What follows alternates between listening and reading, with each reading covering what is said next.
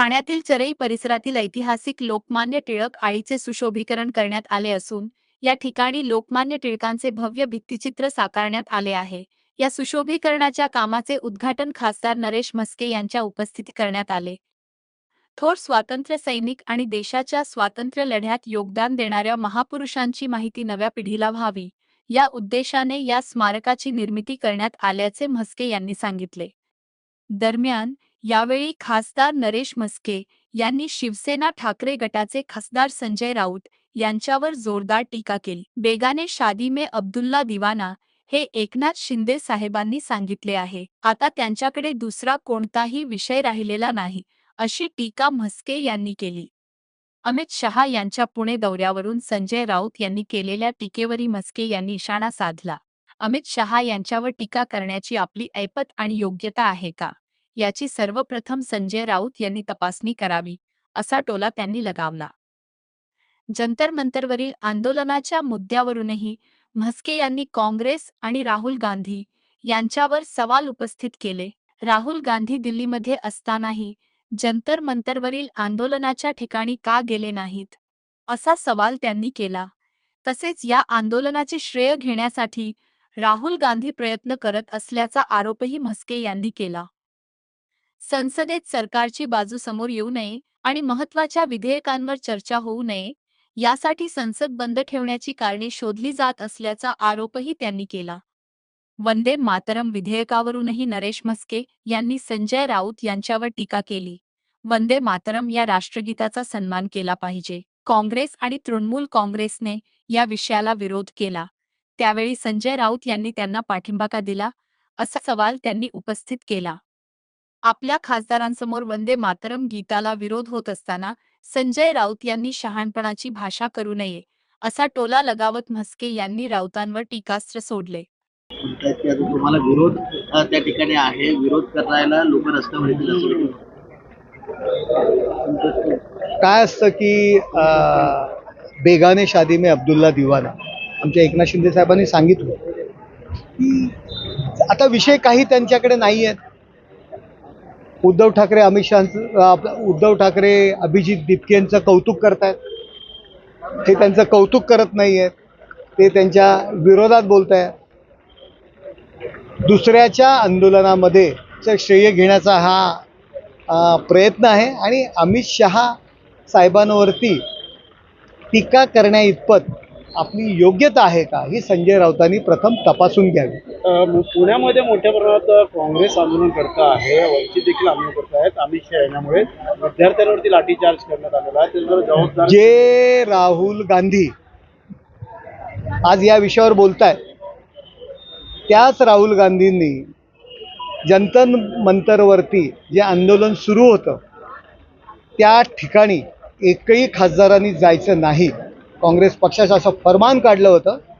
मी नाव नाही घेणार, परंतु महाराष्ट्रातील एक खासदार जंतर मंतरच्या आंदोलनास भेट दिली म्हणून त्याला काँग्रेसच्या नेत्यांनी चार चौघात झापलं, त्या आंदोलनात जाऊ नये अशा पद्धतीचे निर्देश राहुल गांधी यांनी दिले होते। दिल्लीमध्येच होते, का नाही गेले ते त्या आंदोलनामध्ये, का नाही व्हिजिट केली? शरद पवार गेले, उद्धव ठाकरे गेले, ते का नाही गेले? परंतु अभिजित दिपके आणि ह्या मंडळींना ते राहुल गांधी घाबरले होते आणि त्यांना मनातून त्यांचा विरोध आहे। त्यांनी पंतप्रधानांच्या निवासस्थानासमोर आंदोलन केलं, परंतु त्या जंतर मंतर 2 मिनिटाच्या अंतरावरती असलेल्या आंदोलनात ते गेले नाहीत। केवळ आता त्यांचं जे आंदोलन यशस्वी झालेलं आहे आणि त्याचं श्रेय घेण्याचा राहुल गांधी यांचा प्रयत्न आहे। संसदेमध्ये स्वतःचं पितळ उघडं होईल, जे काही चांगली विधेयकं मांडली जात आहेत त्या विधेयकांवरती चर्चा होईल आणि सरकारची बाजू प्रभावीपणे लोकांसमोर येईल, म्हणून संसद बंद पाडण्याकरता ही सर्व कारणं त्यांनी शोधलेली आहेत। सर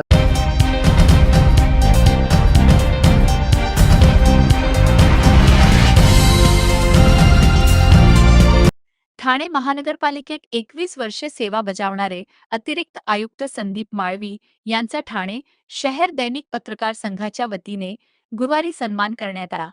ठाणे महापालिकेच्या पत्रकार कक्षात आयोजित या कार्यक्रमाला सर्व पत्रकार मोठ्या संख्येने उपस्थित होते। यावेळी ठाणे शहर दैनिक पत्रकार संघाचे अध्यक्ष दिलीप शिंदे आणि ठाणे जिल्हा पत्रकार संघाचे अध्यक्ष संजय पितळे यांच्या हस्ते संदीप माळवी यांना पुष्पगुच्छ देऊन सत्कार करण्यात आला. यासोबतच त्यांच्या निवृत्तीनिमित्त संघाच्या वतीने पुढील वाटचालीसाठी शुभेच्छाही देण्यात आल्या. तसेच यावेळी अनेक राजकीय मान्यवरांनी गटनेते कार्यालयात संदीप माळवी यांचा सत्कार करण्यात आला. यावेळी गटनेते पवन कदम, ज्येष्ठ नगरसेवक राम रेपाळे, महिला आघाडी संघटिका मीनाक्षी शिंदे, नगरसेवक रमाकांत मढवी, नगरसेवक दिलीप बारटक्के आदी उपस्थित राहिले. प्रशासन आणि पत्रकार यांच्यातील समन्वय प्रभावीपणे राखला. अतिरिक्त आयुक्त पदावर असताना ते शुक्रवारी 31 जुलै रोजी सेवानिवृत्त झाले. त्यांच्या सेवेबद्दल ठाणे शहर दैनिक पत्रकार संघाच्या वतीने त्यांना सन्मानित करण्यात आले.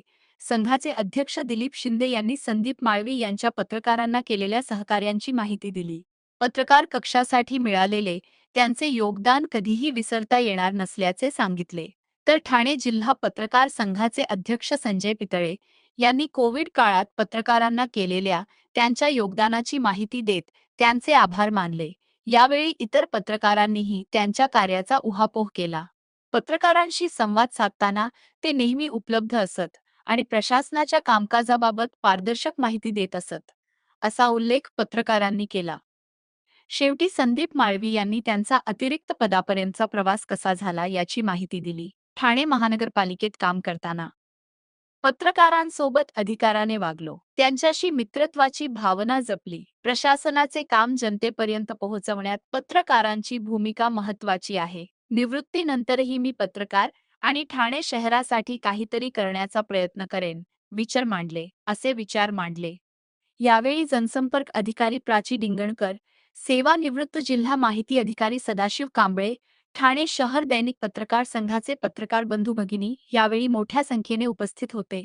कार्यक्रमाचे सूत्रसंचालन संघाचे सरचिटणीस राजीव डाके यांनी केले.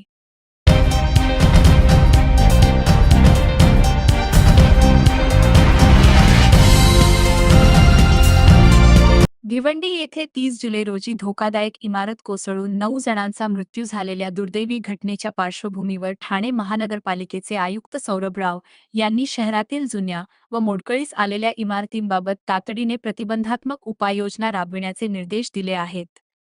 मुख्यमंत्री कार्यालयाकडून प्राप्त झालेल्या सूचनांनुसार तसेच शासनाच्या मार्गदर्शक तत्वांनुसार सर्व विभाग समितींनी आपल्या कार्यक्षेत्रातील जुन्या व धोकादायक इमारतींची पुन्हा सखोल पाहणी करून आवश्यक ती कारवाई करण्याचे आदेश देण्यात आले आहेत.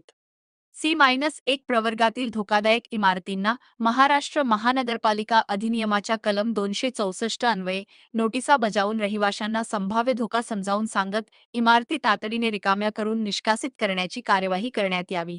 इमारती रिकाम्या करण्यापूर्वी भाडेकरू व सदनिकाधारकांच्या ताब्यातील चटई क्षेत्रफळाची मोजणी करून त्याबाबतचे प्रमाणपत्र संबंधितांना देण्याचेही निर्देश आयुक्त सौरभ राव यांनी दिले आहेत. तसेच इमारती रिकाम्या करण्यास अडथळा निर्माण झाल्यास संबंधित इमारतींचा वीज व पाणीपुरवठा खंडित करण्यात यावा. इमारत कोसळण्यापूर्वी दिसणाऱ्या धोक्याची माहिती नागरिकांना देण्यासाठी इमारतीवर इशारा फलक लावण्यात यावा. ज्या रहिवाशांकडे पर्यायी व्यवस्था उपलब्ध नसेल त्यांच्यासाठी महानगरपालिकेने निश्चित केलेल्या स्थलांतर शिबिरांमध्ये तात्पुरती निवास व्यवस्था उपलब्ध करून देण्यात यावी.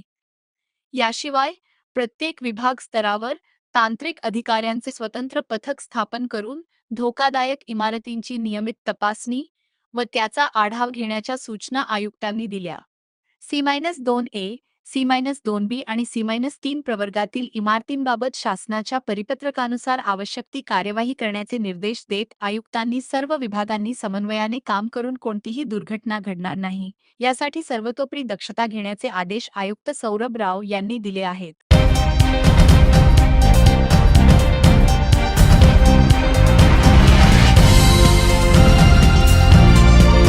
महापालिकेत अधिकृत वाहनांच्या खरेदीवरून वाद सुरू असतानाच आता ठाणे महापालिकेतही नव्या गाड्यांच्या खरेदीचा मुद्दा चर्चेत आला आहे. आर्थिक अडचणींचा सामना करत असलेल्या ठाणे महापालिकेने 4 प्रमुख पदाधिकाऱ्यांसाठी नवीन गाड्या खरेदी केल्याची माहिती समोर आली आहे.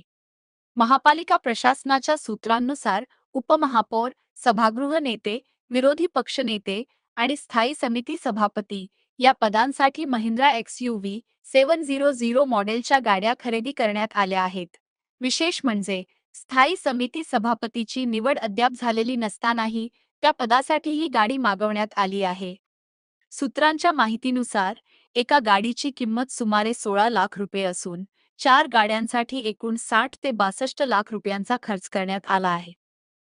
याशिवाय महापौर शर्मिला पिंपळोलकर यांच्या वापरासाठीही लवकरच नवीन इनोव्हा उपलब्ध करून दिली जाणार असल्याची माहिती प्रशासनातील सूत्रांनी दिली आहे.